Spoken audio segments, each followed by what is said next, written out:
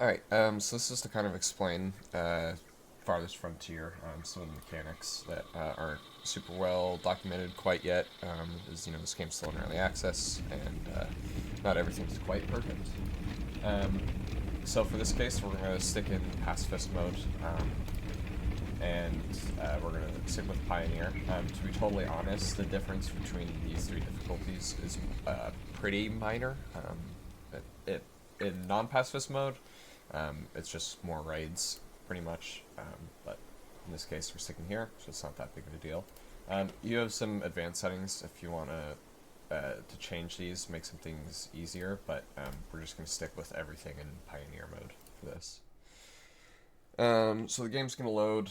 We're going to go through the whole intro scene, which I'm just going to skip in this case. Alright, so once your map is loaded, what you're going to have is the scouted map. This, in my opinion, is one of the most important parts of the entire game. The early stages, but especially figuring out where you're going to start your place off at. So, what you're looking for are food resources, for the most part. Having an idea where some minerals are is also really nice. And in my opinion, flat land. Dealing with, like, if I put my base here, I would be having to flatten stuff constantly around this area, and it's very annoying and time consuming. So I just try to stick in a flat little area. I do kind of like this little corner up here. Tons of fish. There's some deer over here. I see sand, which is pretty nice early in the game for your farms. And, you know, I don't see a lot of other resources over here at the moment, but, okay, there's some coal over here. But we can also explore out this way later. So I'm just gonna put my base down. I'm gonna put it, I think, kind of near these trees and rocks over here, so I have access to those early game resources. So once you've put your base down, the surrounding area you see is only about this. All of this other stuff will be hidden into the shadows, and so it's good to kind of have a picture where things are. Like, I won't be able to see the sand once I place the base down, but I know in my head that I have sand over here, and I have more deer over here. So I am going to put this guy down just over here. You don't have to worry too much. If you don't like the placement later, you can move your main base. Alright, so I'm going to start with the game paused. Once again, kind of getting through this early part is really important. So, first thing I'm going to do, I'm going to hit H as my harvest button. And I guess I should have looked at fertility and stuff. I didn't do that, but that's okay. We can always work with that later. So I'm going to hit H, and this brings up our harvest mode, because we need trees and stones specifically. I'm actually going to turn berries off for now, because we're going to have gatherers doing that on their own. So I'm not going to worry about that. I need these guys to focus on trees and stone. So I'm just going to select some stuff in the area. Yeah. Yep. And then I'm going to hit unpause and have them start getting worked. So while they're all doing that, I think I have a lot of fish here, which is really great. So I'm still going to have a hunter for deer. And this is also a good little trick, as you just saw. If you mouse over the icon for food, and it's within visible eye line of one of your villagers, you'll see all the deer that's in that range. But in this case, I think I am going to be focusing on fish, because I have a lot more fish in this area. So, but right now, these guys just have to focus on getting these trees cut down, clearing this area, and building the base. In the meantime, we can start working on our food projection. So I just about to start this immediately is getting one of these going. In this case, I am going to start a fishery, which is this fishing shack. I'm just going to place it right up here and have them work on that. Now, I'm going to pause here real quick and talk again. When you have different building sites, so right here, I have the fishery and I have the main hut being made. You can prioritize certain ones. So, in this case, just for example's sake, I want all of my workers to put priority onto this town hall. So right here, I just hit prioritize. You see this exclamation comes up, and now this whole area has become prioritized, and people can work on building this. This still will have workers. As you see, I still have 2 workers assigned to the site, and this one has 8 workers assigned to the site. So this is just showing how much resources are needed left. I don't have the amount of resources, but they're gathering them right now, which is why we have all of this selected using H. Alright, so as you see here, we've gathered enough resources. So what is happening is that you'll see it has work, and this is just... I actually don't, to be honest, I don't fully understand how the equation works, but essentially I believe it's like a second per villager. So this would need, if I had 1 villager, it would take 10 seconds to build it. If I had 2, it would take 5 seconds to build it, or it's something along those lines. That's not probably exactly correct, but it's somewhere around there. So these guys are still gathering, and we have our fishing shack being built. It's about to be finished, so I'm actually going to start on the next one as well while they're still gathering stuff. So another thing early on that you need to get started, what's really important, is having firewood. Otherwise, you're not going to make it through winter. You need to have a way for your villagers to heat their shelters up, and you need that firewood. Excuse me, sound and resources. Right here, the firewood splitter. I tend to keep it sort of close to where there's already some wood lying about. So I'm just going to place it right there. I should point out, sorry, let me redo this. If you want to rotate buildings, you can just hit tab, and that'll rotate buildings. While we're here, I think I'm also going to start our other resources. I'm going to prioritize this guy for the time being, because I just want to get food ready. So I'm going to start a forager, and I'm going to start a hunter's lodge. Alright, so our fishery has now been built. As you can see, the dust cloud of it just being done is right there. So in this case, what I'm going to do is I'm going to open up this menu. So this is where we can determine where this guy's going to fish. So I can build this over here, but if I hit this button, I can change the area he's going to work in. So I want him to obviously be down here. Now down in this little menu right here, this will give you the fishing areas, which the amount of different spots. You see these little like buoy markers that are long. So that's all different spots he can fish from. It gives you the amount of fish that is in that area. 408 is plenty for this case. And the efficiency. So essentially how efficient, how much fish they can catch per run. So I think this is a good spot. Right here, we have 14 fishing areas, 408 fish count once again, which is totally plenty, and 260% fishing productivity, which is great. So I'm going to select his area to be over here, and he is going to start fishing here in just a second. At this point,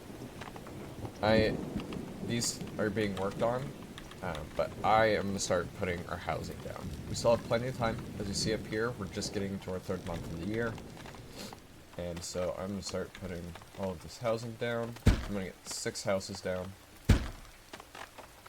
Try and stay away from placing things on stone, only because stone takes a very long time to mine out. And we want to keep things going, keep things building at this case, although we will need stone for the stuff we're about to build. Okay, our next little thing is built. We have our forager shack. I see we have some blueberry bushes, and we have some greens right up here. I think that's probably the best spot where I can go. We're going to need these willow bushes later on, so these will be great to have when we build our basket maker. Looks like we also have some more herbs and stuff down here. I might send him down here, actually. But I think for now, once again, I'm more focused on food. So we're going to work with these greens and these blueberry bushes that we got. So as you see here, we have a ton of food in storage at the moment. I think what's also the case to note is the food loss to spoilage here. This is basically going to tell you how much food you will lose due to it going bad within, the next couple months. So, for example, if this said 17 and this said 5, in my head, there's only really about 12 months of food available because the other 5 are most likely going to go bad. It's going to spoil. It's not totally accurate, but I think it's a good, safe way to keep your measurements. All right, our hunter cabin is also now complete. Once again, we have our work area where we can retarget where they're going to hunt. You see down here, this kind of shows you kind of what's in the area in general. I know there are some deer around here. They've probably been frightened off a little bit by these villagers, but they're still going to be around here, so I'm going to place it here. Oh yeah, see? They're still all right there. So I'm going to put it right over here. Just in case they get spooked by the build, they'll run around here, and then he's still in range for my hunter to go and get them. Now, what's important to note, too, is that your deer population will decline if you're overhunting the area. And also, they do very well in a very wooded area, and if you chop down a lot of the trees in their area, the population will decline as well. It'll be harder for them to spawn. So, in general, if it's your main source of food is their deer area, you just want to stay away from that forest as far as, like, tearing it down. Just let the forest be, and be mindful of the deer population that is happening there. 2 hunters within this distance, which they'll move pretty quickly, will decimate this population of deer really quickly. It will eventually come back, but it'll take a really long time. Alright, so the first shelter was built here. As you see, it's immediately asking for firewood, and it's asking for clean water. So let's dive into water a little bit here. So we have our lake here. The way the game is at the moment, you cannot use bodies of water as a way to retrieve water. However, this does affect your groundwater, and we can build a well to pull water from that groundwater. So, as you see, is by hitting I can look at the groundwater. As you see, we have plenty of groundwater. So I'm gonna go over to resources, and I'm gonna build my well. I'm gonna bring it right next to all these houses, maybe right here in this corner. That way, it is not a far run to retrieve water for these houses. And on top of that, there are times when buildings will catch on fire, and your villagers have to use well water to put it out, so having it close to everything is a pretty good idea. Now, while this is getting worked on, I'm going to start another little project here. As you see, up here, our food loss to spoilage over the next 12 months is 5. This is mainly going to start becoming because of this fish and this raw meat. So we need to turn this into smoked fish and smoked meat, because smoked fish and smoked meat last a lot longer than raw fish and raw meat does. So I am going to go over to food production, and here we have our smokehouse. So here's our first building, really, where this building will affect desirability levels in an area. So if you see the desirability on this house, when I bring it close, it loses desirability big time, and villagers won't live there if it's too low. And you need it to be high in certain areas to upgrade certain buildings. So this I'm going to keep a good ways away, so you see it's not really affecting that, and it shouldn't affect the house that will go here, but just to be safe, I'll put it right about here. So what that building will do, once it's running, is there's a guy who's going to be in here. He's going to take the meat and the fish that are coming from these buildings, and he's going to smoke them, and they're going to last much, much, much, much longer than they normally would. At this moment, I also see it looks like just about all of this has been picked. Let's go to our forager. They're still foraging some nuts, so that's good. But I am going to move their work area, because they've picked most of it. I see there's some mushrooms up here. So I'm going to bring it up here, and this will also simultaneously open up this view a bit more, so I can see what's happening over here. At the moment, you know, I'm not pressed too much for food. We're doing pretty dang good at the moment. So I'm not super concerned about long distance for him to go. And I like the idea of kind of getting a better picture of what's happening out here. Another note, you'll see we have no raw meat here at the moment. It does take time. Sorry, not the fisher. Nope, not that one. Here we are. So you see at the moment, our hunter has collected a carcass and is butchering the meat. So these are just a simple carcass. So each carcass, you're going to get 56 beef, 1 pelt, and 1 tallow. You can hunt boars and get much more. It's much more efficient. But you kind of have to manually do it, and it's a bit more dangerous for your hunter. And there's no boars in the area, so we're just not going to worry about it at the moment. We are also, I see, having this issue of storage. So, as you see, our storage on our storage cart, which at the moment is our only form of storage, is pretty full. We just have a lot of food and resources, and our fish is totally full as well. So, we are going to start building some storage. So the first thing you have to build is a stockyard. I'm just going to place the stockyard right here. It's totally fine. And we still have plenty of time. My concern is not super high. As you see, these houses are still being built, but we're not even halfway through the year. And we already have 2 houses built. We have at least a year's worth of food. So we're progressing along just fine. Okay. So you'll see these notifications start coming up. An issue that you will start having in Tier 2.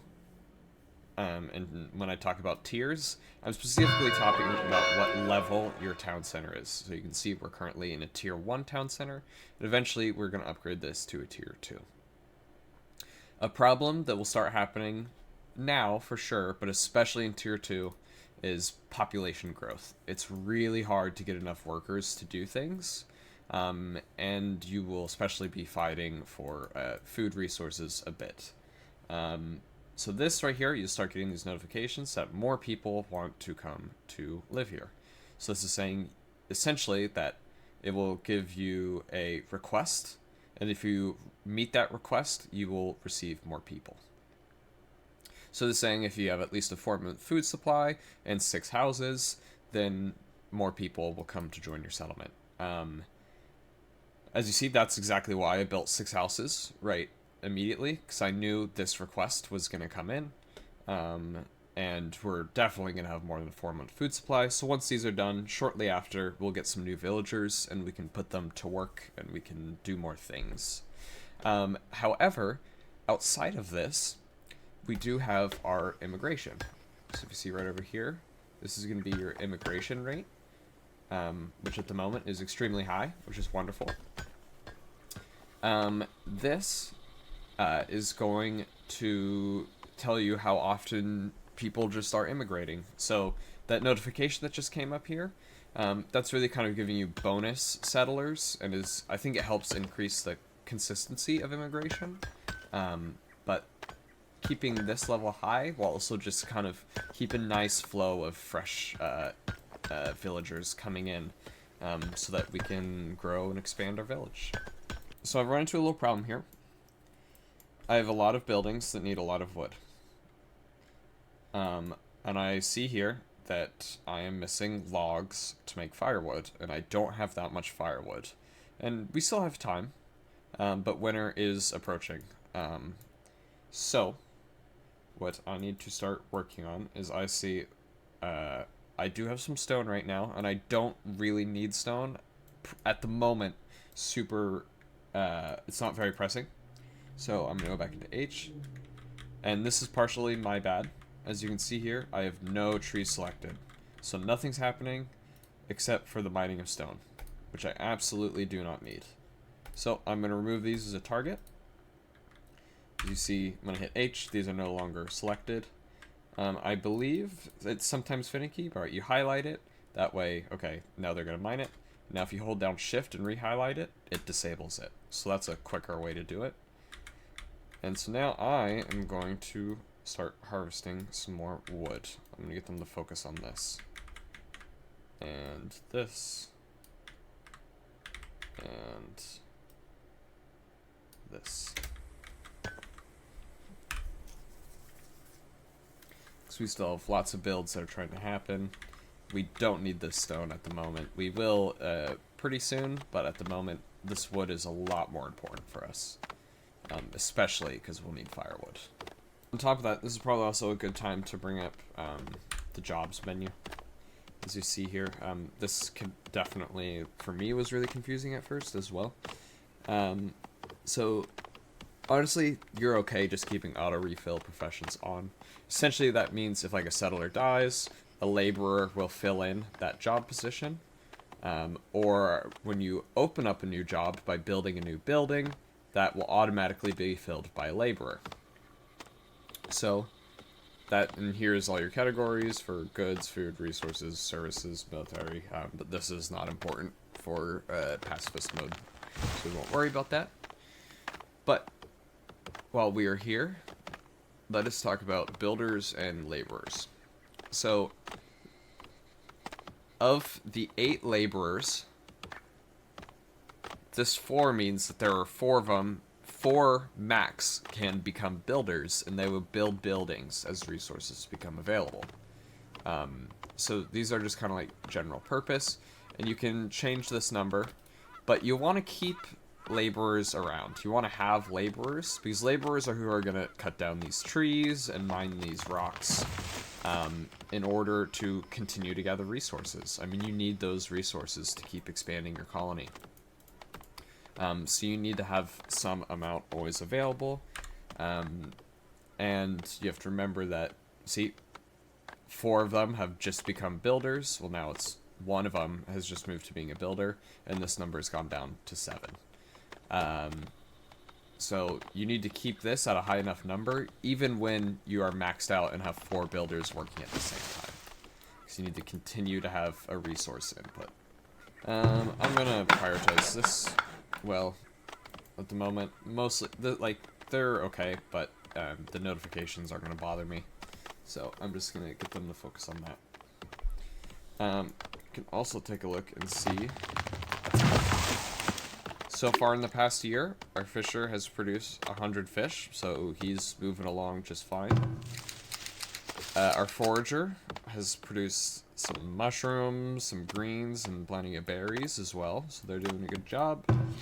And our hunter has already done 112 meat, 2 pelts, and 2 tallow. So they are going to work. They're doing what they need to do. You'll also see, it's not super important, but you'll also see work rate right here.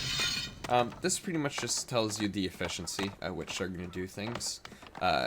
from what I've seen and can guesstimate, the more often they do the same job, the more efficient they become at it. And tool sets, I believe just having weapons, bows, obviously will improve that efficiency. And they need it for hunting anyways. Okay, so the water looks like it just got finished building. That's great. So water can now be supplied to these houses. This notification will go away soon enough. And our next 2 houses will be built. And as soon as these are built, we'll get some more villagers as well. We'll be able to get some more resources. And keep expanding our little colony here. Alright, our 6th house just got built, so soon enough we'll probably have a new wave of villagers coming in. I don't see them on the map quite yet. We'll see them hiking in somewhat soon. Alright, at the moment I'm starting, because I messed up earlier and forgot to keep gathering wood, I'm a little concerned about the firewood for the season. So I am going to turn the construction off here and here. I'm going to push that off for the time being. I just want to make sure we get enough wood coming in to be able to support everything that we need to do. They're still working on a lot of these trees, which is great. I'm going to turn that off. And I'm going to select these as well.